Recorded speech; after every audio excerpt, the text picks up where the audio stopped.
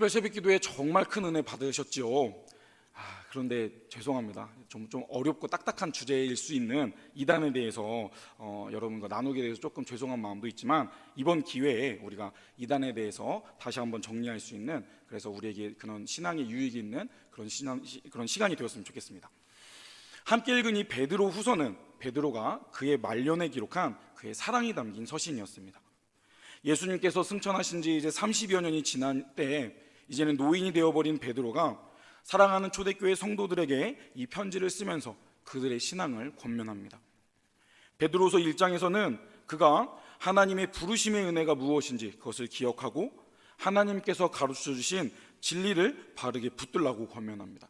그래서 말씀 앞에서 살아가기를 권면하죠. 그러면서 그는 2장에서 실질적인 권면을 시작하는데, 첫 번째 권면은 거짓 선지자들과 거짓 선생을 주의하라는 권면이었습니다. 다른 구체적인 권면들보다 이 문제를 가장 앞서 이야기했다는 것은 당시 초대교회에 이단의 문제가 심각했음을 알려줍니다. 1절에서 거짓 선지자들과 거짓 선생들이 백성 가운데 일어났고, 그들은 멸망하게 될 이단을 가만히 끌어들여서 주님을 부인하고 임박한 멸망을 스스로 취하는 자들이다 라고 장황하지만 그들이 어떠한 상태인지를 베드로는 기록하고 있습니다. 이들은 성령에 감동받아서 세워진 선생이나 선지자가 아니었기 때문에 그들은 백성들의 귀에 맞게, 백성들의 기대에 맞게 거짓 예언을 일삼는 자들이었습니다. 성경이 말하는 하나님께서 우리에게 원하시는 것을 전하기보다 그저 듣기 좋은, 또 그들이 듣고 싶어하는 말들을 전하는 거짓 선지자들이었던 것이죠. 그런데 이러한 이단은 이 초대교회뿐만 아니라 구약시대에도 있었습니다. 우리가 지난달에 열심히 새벽마다 읽었던 예레미야서를 보면 이 예레미야에 대항하였던 거짓 선지자들이 예레미야의 말에 반하는 이스라엘 백성들이 듣기 좋은 감언이설을 했음을 우리는 알고 있습니다. 그래서 하나님의 뜻을 미혹시키고 있었죠. 더 먼 과거로 간다면 선악과 앞에서 아담과 하와가 섰을 때 사탄 마귀는 그들을 유혹했습니다. 따라서 구약이든 신약이든 어느 시대나 사탄 마귀는 하나님의 뜻을 미혹해 왔음을 우리는 기억해야 합니다. 마치 빛이 있는 곳에 그림자가 따라오는 것처럼 이단의 역사는 하나님의 진리가 선포할 때마다 어쩌면 계속 함께했다라는 것들을 우리는 기억해야 합니다. 그런데 이단의 문제는 진리를 가리고 구원을 받는데 방해하는 데에서 끝나지 않습니다. 2절에 보면 그들은 당시에 성적인 문제를 일으켰던 것으로 보입니다. 그들은 하나님의 진리가 아니기에 자신들이 쫓는 쾌락을 쫓게 되어 있는데 결국 성적인 죄악도 행하게 되었고, 부도덕하고 방탕한 생활을 하면서 진리를 따르는 성도들을 방해하는 모습을 가지고 있었습니다. 따라서 베드로는 그러한 것을 경고하고 있는 것이죠. 오늘날도 이단의 교주들은 자신의 탐심과 방탕함을 위하여서 자신에게 미혹된 사람들을 이용하고 있습니다. 그때나 지금이나 유사한 것이죠. 그래서 그들은 그들의 추종자로부터 자신의 어떠한 경제적인 욕구, 필요와 이익을 채우기 위해 혈안이 되어 있는 자들인 것이죠.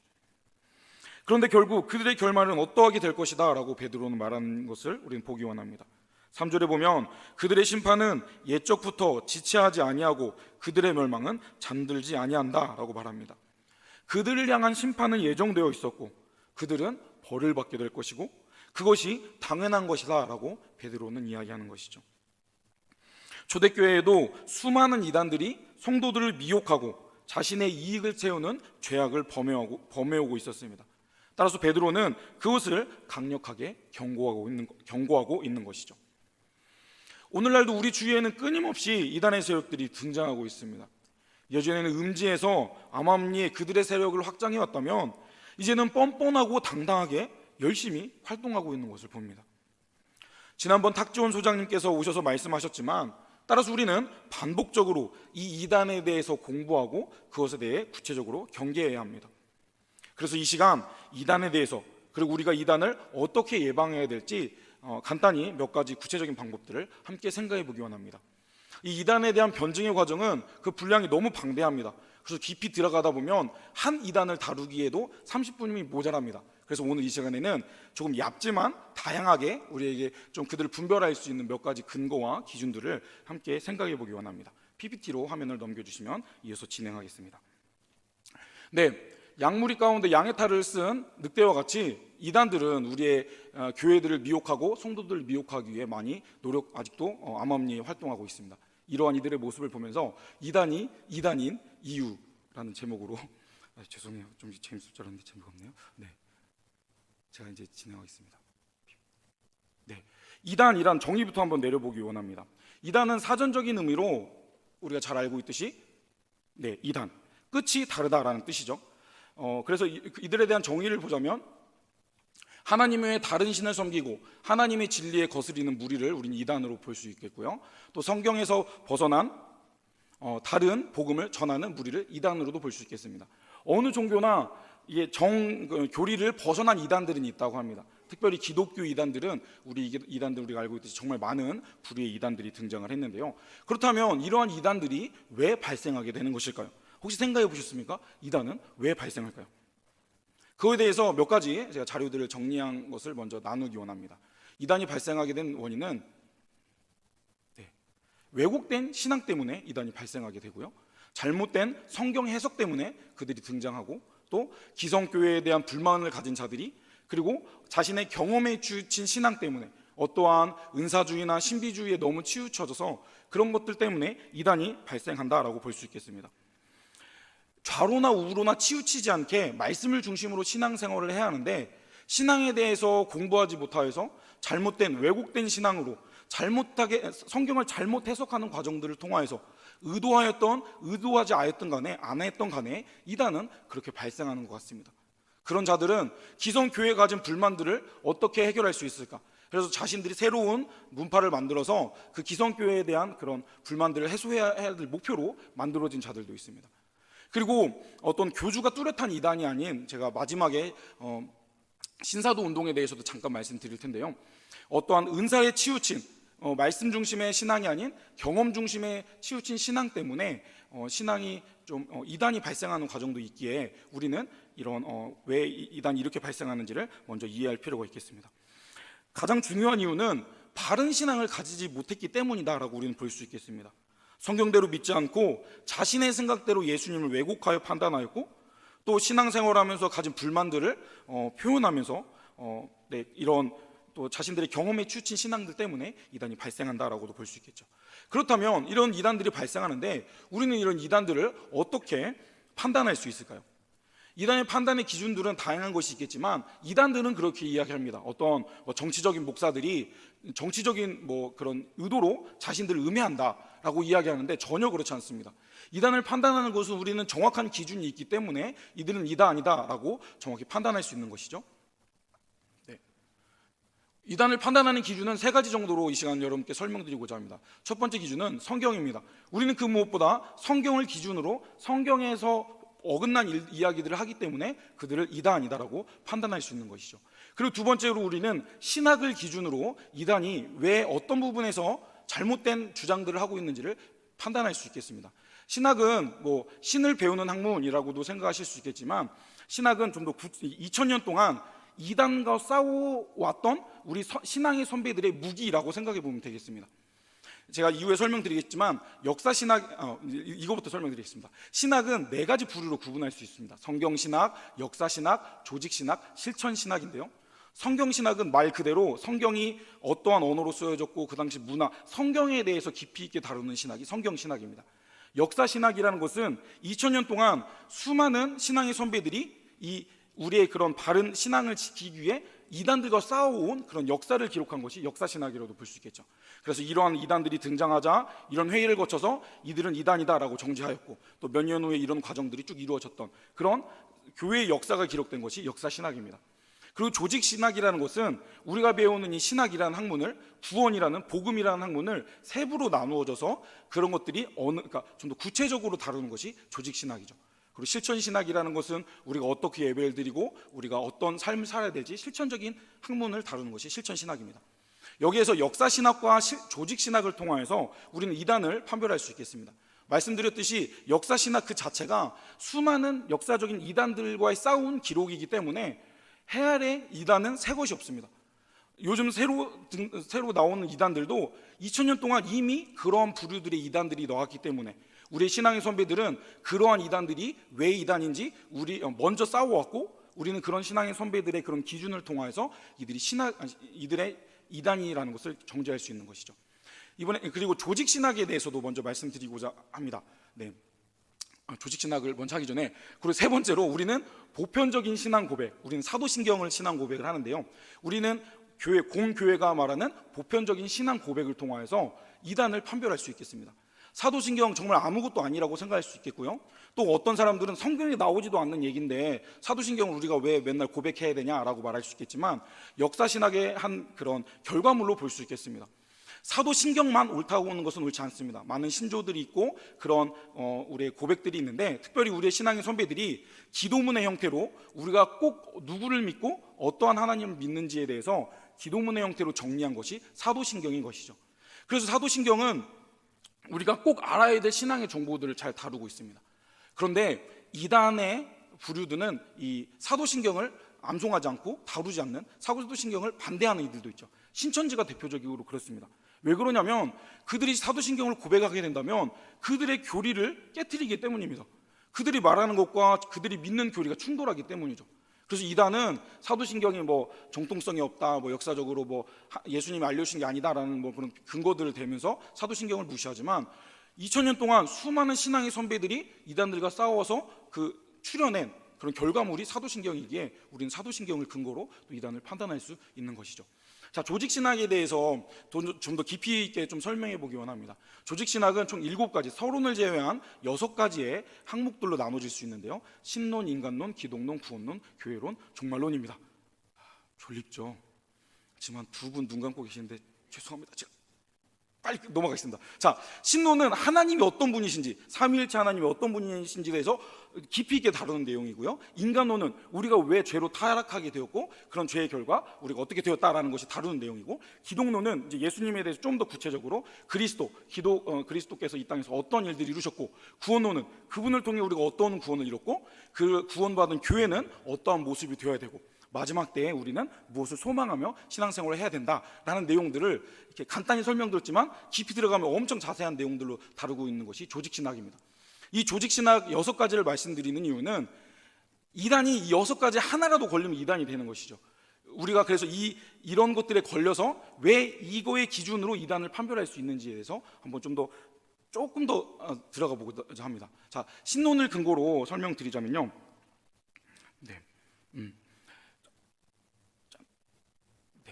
이런 내용들이 있습니다. 우리 정통교회는 사도신경이 고백하고 있듯이 전능하사 천지를 만드신 하나님 아버지를 믿습니다. 그런데 교주를 하나님이라고 주장하는 순간 이제 이단이 되는 거죠. 너무 쉽게 판별되는 근거입니다. 너네 교주가 하나님이야, 너는 이단이야, 이렇게 판단할 수 있는 것이죠.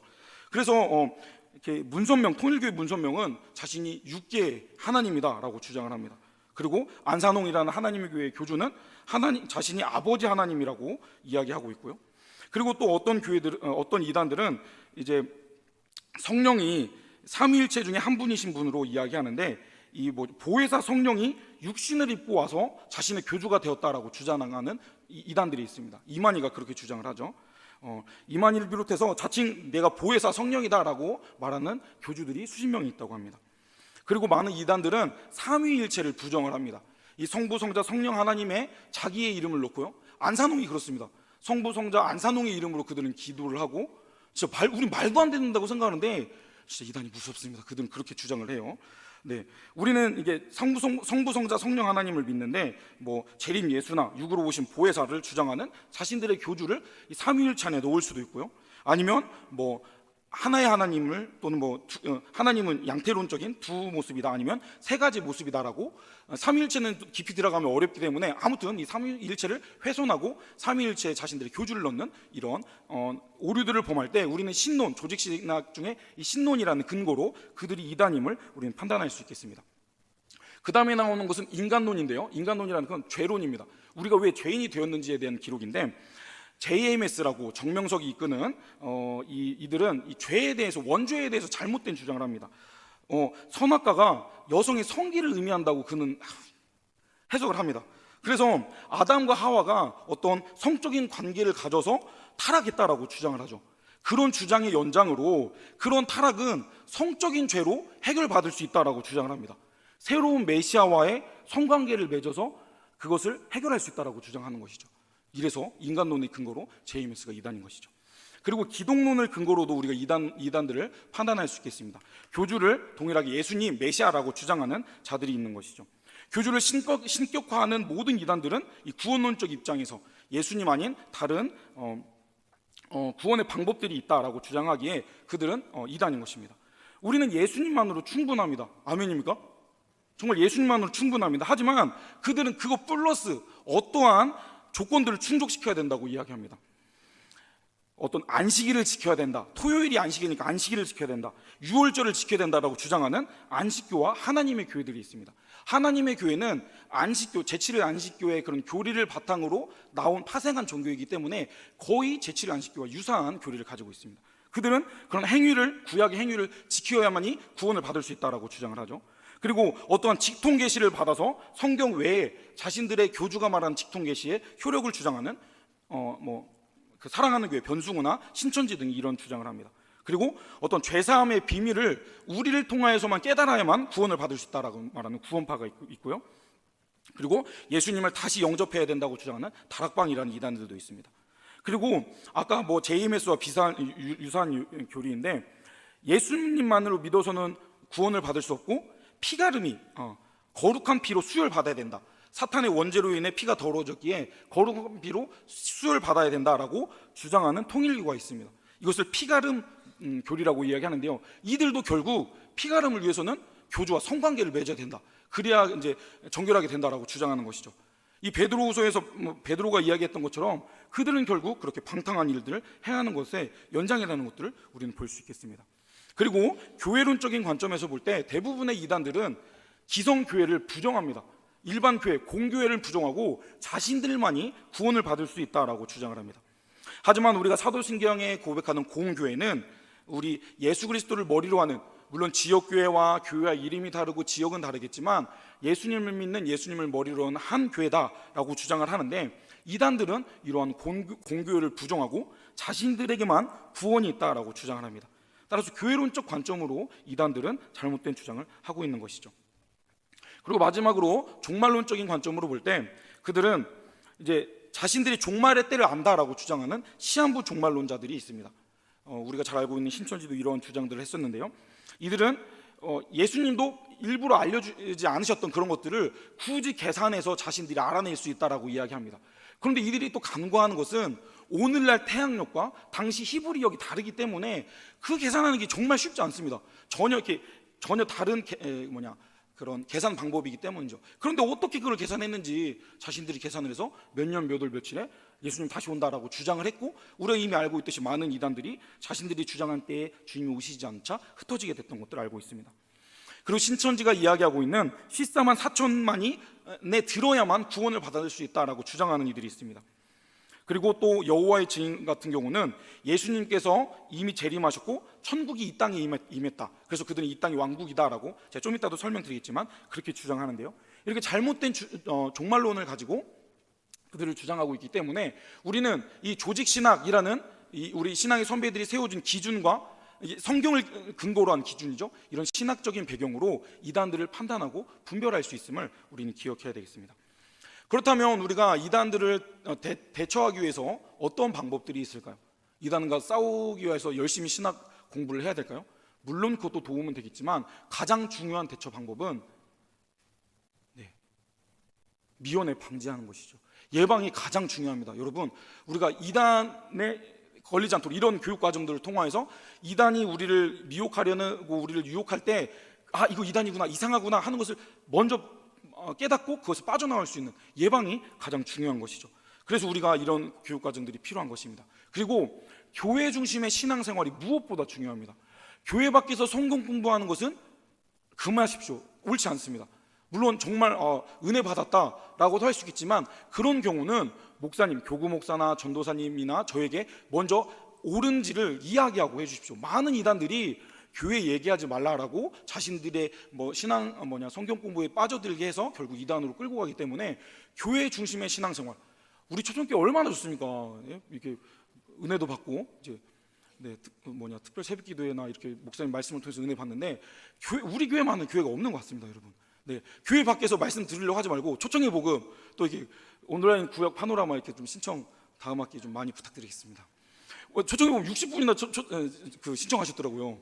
아무튼 감사합니다. 아무튼 그래요. 아무튼 교회 안에서 우리가 더 열심히 준비해서 다른 부목사님들도 이제 많은 성경 공부들도 준비할 테니까요. 교회 중심의 신앙생활이 우리가 대처하는 무엇보다 중요한 방법임을 알 수 있겠습니다. 그리고 반복적으로 이단이 왜 이단인지에 대해서 우리가 교육하는 것도 중요하겠고요. 그 무엇보다 우리 개인적으로 구원의 확신을 누리는 것이 중요하겠습니다.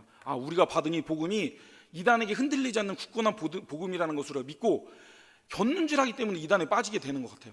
우리가 은혜 받고 신앙생활을 열심히 하는 것에 집중한다면 이단들이 공격할 때 좀 그것에 대해서 우리가 이겨낼 수 있지 않을까요? 이단은 우리가 이러한 방법들로 우리가 대처하고 조심해야 되겠습니다.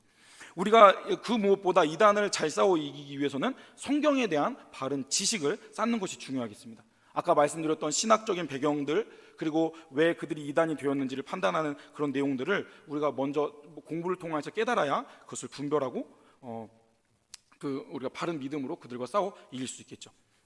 그렇다면 이단이 가지고 있는 특징들은 무엇인지에 대해서 간단하고 짧게 설명해 보겠습니다. 우리가 대충 들어본 이단들, 아마 여러분 이 정도 이단들 들어보시고 이 정도면 어느 정도 여러분이 아는 이단들이 추가되실 것 같은데요. 총 9개의 이단들과 또 잘못된 사상을 가진 집단들에 대해서 조금씩 설명해 보겠습니다. 첫 번째, 우리 핫한 그분이시죠. 신천지 예수교 증거 장막 성전, 이 이만희를 교주로 하는 신천지가 있습니다.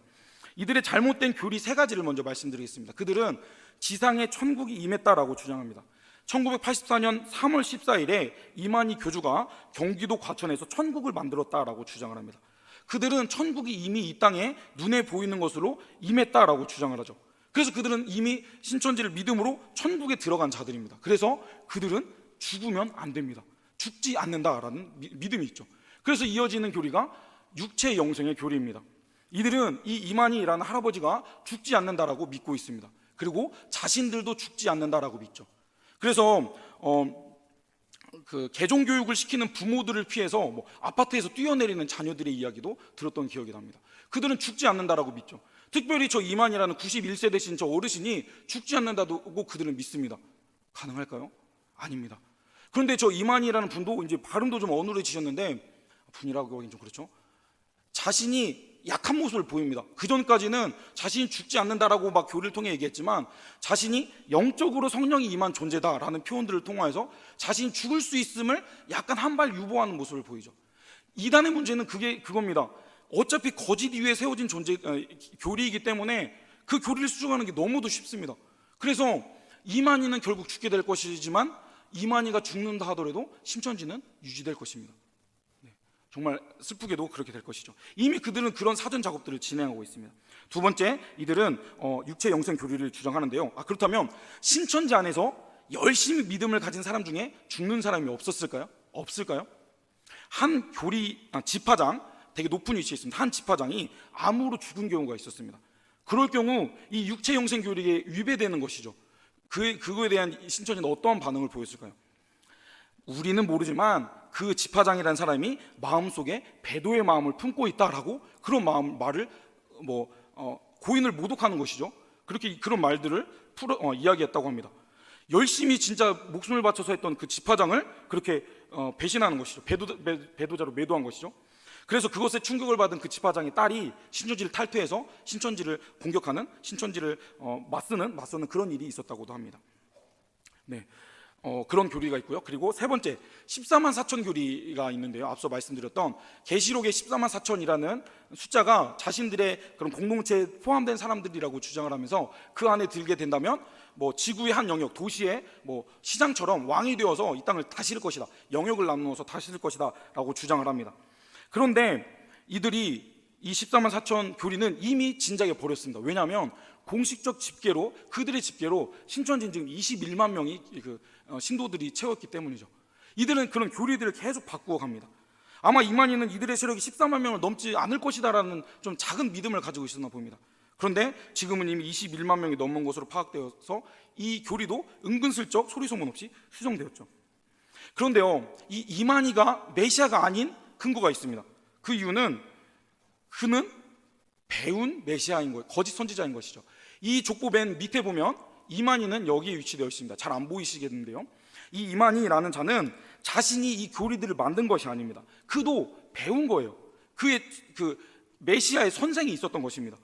전도관의 박태선, 장막 성전의 유재열의 영향을 받아서 그들의 교리를 짜깁기 해서 이제 더 매우 유혹적인 말들을 섞었겠죠.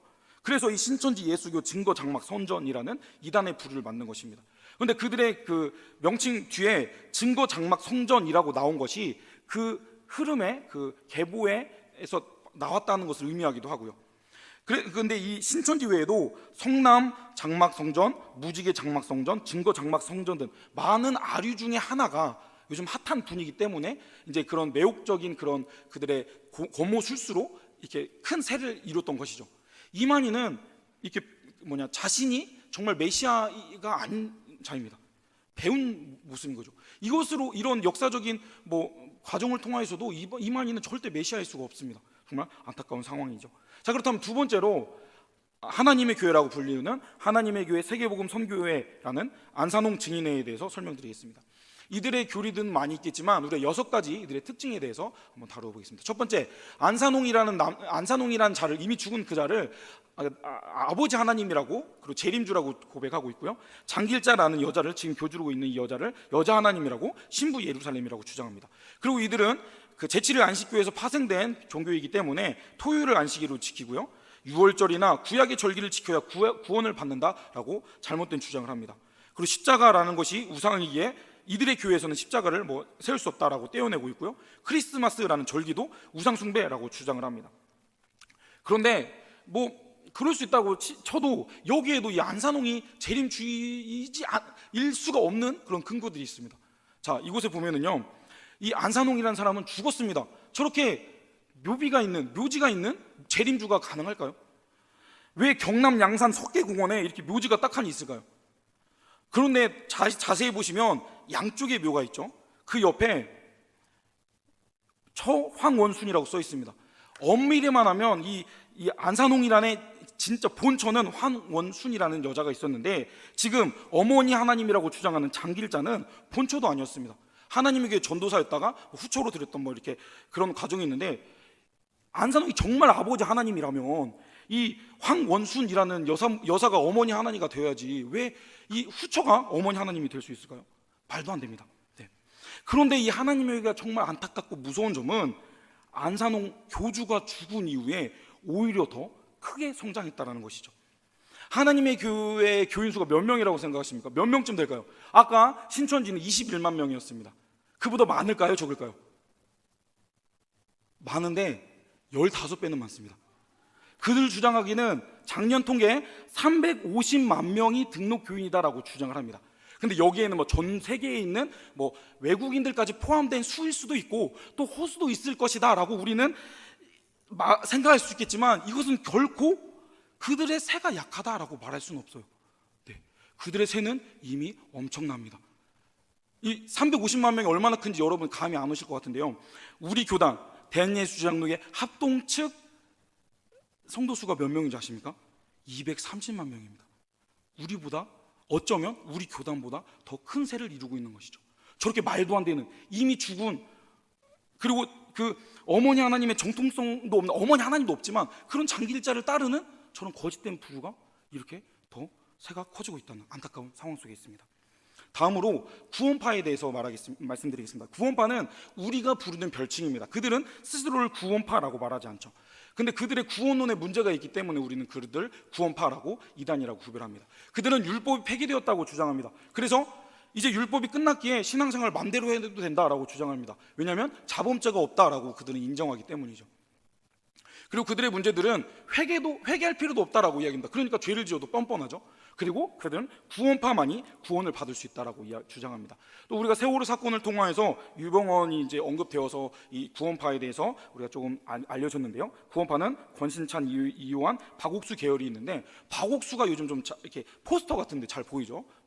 그런 그라시아 무슨 성가대에 해서 기쁜 소식 선교회, 그리고 대학교에서는 IYF, IVF는 건전한 단체인데 IYF라는 거짓된 단체를 통해서 그런 청년들을 미혹해하는 그런 구원파의 모습들도 있다는 것. 그들은 이제 구원론에 대한 문제를 가지고 있는 부류다라는 것을 정리하면 되겠습니다. 네, 다음으로 제7일 안식교회에 대해서 좀 간단히 설명드리겠습니다. 제7일 안식교는 안식일을 지켜야 된다라고 주장을 합니다. 구약의 토요일인 안식일을 지켜야 된다. 그런데 우리는 예수님이 부활하신 것을 기념하는 안식 후 첫날 예배 드리고 있는데요. 이들은 안식일이라는 행위를 지켜야 구원을 받는다라고 주장을 하고요. 앨런 화이트라는 사람이 마지막 선지자라고 주장하여서 그를 신봉합니다. 그가 쓴 예언의 책, 예언의 신이라는 책을 거의 성경에 준하는 그런 가치로 여기는데요. 그런데 그 책은 80%가 다른 사람들의 말을 짜깁기 한 책이라고 합니다. 그런데 그것을 하나님의 계시로 썼다고 그는 주장을 하고 있죠. 그리고 이들은 완전 성화, 품성의 변화가 되어야 구원을 받는다라고 주장을 합니다. 우리는 그런데 성화되어져 간다라고 점층적 성화를 이야기하죠. 그리고 이들은 먹는 것도 잘 먹어야 된다. 이렇게 구약에 말하는 것들, 구약의 그런 것을 지켜야 되기 때문에 구약에 먹지 말라는 것을 지켜야 된다라고 이야기하고 있고요. 그들은 지옥을 부인하고 영혼을 부인합니다. 죽으면 영혼이 없어진다라고 이들은 주장을 합니다. 네. 그리고 다섯 번째로 몰몬교라는 집단이 있습니다. 이들은 예수 그리스도 후기 성도 교회라고 이야기하는데요.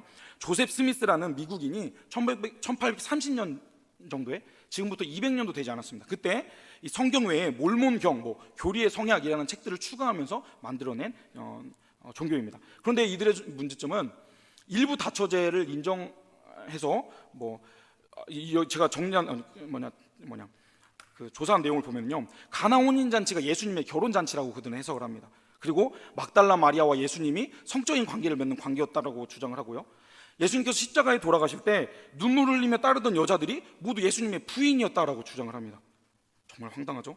그래서 이들은 이제 일부 다처제를 주장하기 때문에 설립자였던 조셉 스미스는 부인이 40명이었고요. 그 후계자인 브리검 영은 부인이 80명이었다라고도 이야기합니다. 아무튼 조금 건정하진 않죠. 이어서 여호와의 증인은요, 안식교와 좀 이렇게 유사한 아류라고 볼 수 있겠습니다. 그들은 1914년에 예수님이 영으로 다시 재림하셔서 이 땅에 천국을 만들었다라고 주장합니다. 그래서 이 땅을 왕국이라고 이야기를 해요. 그래서 이들은 모이는 장소를 교회라고 하지 않고 왕국회관 이런 식으로 말합니다. 어디 가서 왕국회관이라고 써 있으면 여호와의 증인의 교회구나라고 볼 수 있겠습니다. 그런데 이들이 우리가 잘 알고 있는 특징이 있죠.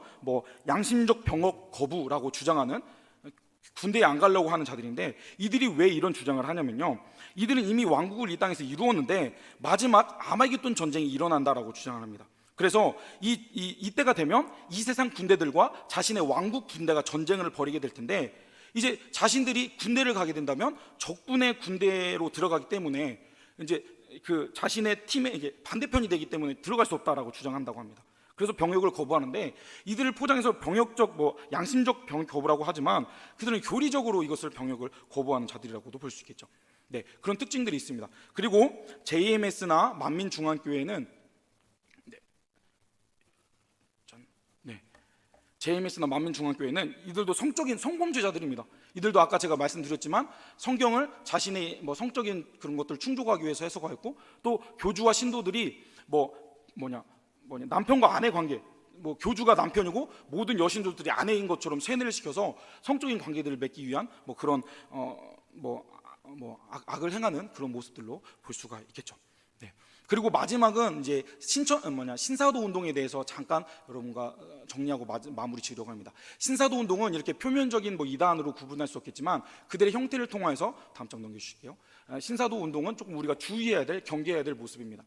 사랑하는 교회, 큰 믿음 교회에서 사랑하는 교회로 이름을 바꾼 이 집단, 변승우라는 자를 통하여 세워진 이 집단은 우리 교회의 대표적인 신사도 운동을 따르는 그런 교회입니다. 이단의 집단입니다. 그런데 이 신사도 운동이라는 것은 저 정의에서 보듯이 사도와 선지자 직분의 회복을 주장하며 예언과 신비한 능력을 추구하는 왜곡된 성령 운동입니다.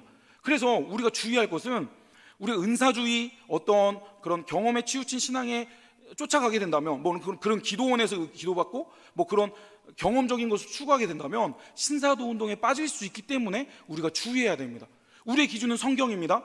우리가 말씀을 기준으로 우리가 바른 신앙생활을 해야 되지만, 말씀이 아닌 어떤 경험에 치우치게 된다면 신사도 운동에 빠질 수 있기 때문에 우리가 주의해야 된다는 것이죠. 뭐 이거에 대해 자세히 설명하기는 좀 길기 때문에 1906년 아주사 부흥운동에서 이것이 시작된 그런 뭐 은사체험 운동입니다.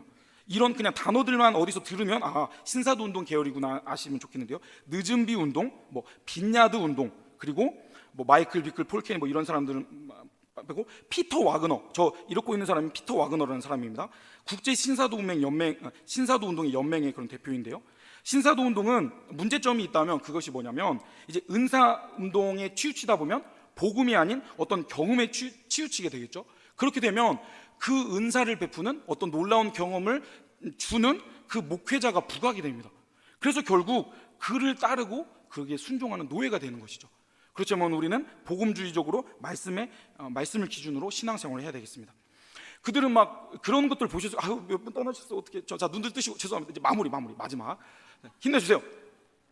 진짜 석양예배 때 이걸 다루는 것이 정말 큰 도전이었는데 여러분 그래도 뭐 하나 듣고 가는 유익이 있으실 거라고 믿습니다. 자 근데 이 신사도 운동이 막 그런 거 어디서 보시고 막 딱 장구 쏘면 넘어지고 옛날 우리 교회에서도 했나요? 그런 거 안 하셨겠죠? 네, 이게 신사도 운동의 영향입니다. 그리고 또 막 금리빨 바꾸고 막 뭐 갑자기 비 내리고 막 뭐 빛이 보인다 막 이런 거 막 예수님 형상이 보인다 이런 것들이 신사도 운동 막 그런 은사주의에 쫓아져 있는 사람들인데요. 예수님의 이적은요 복음 전파라는 목적을 가지고 이루어졌습니다.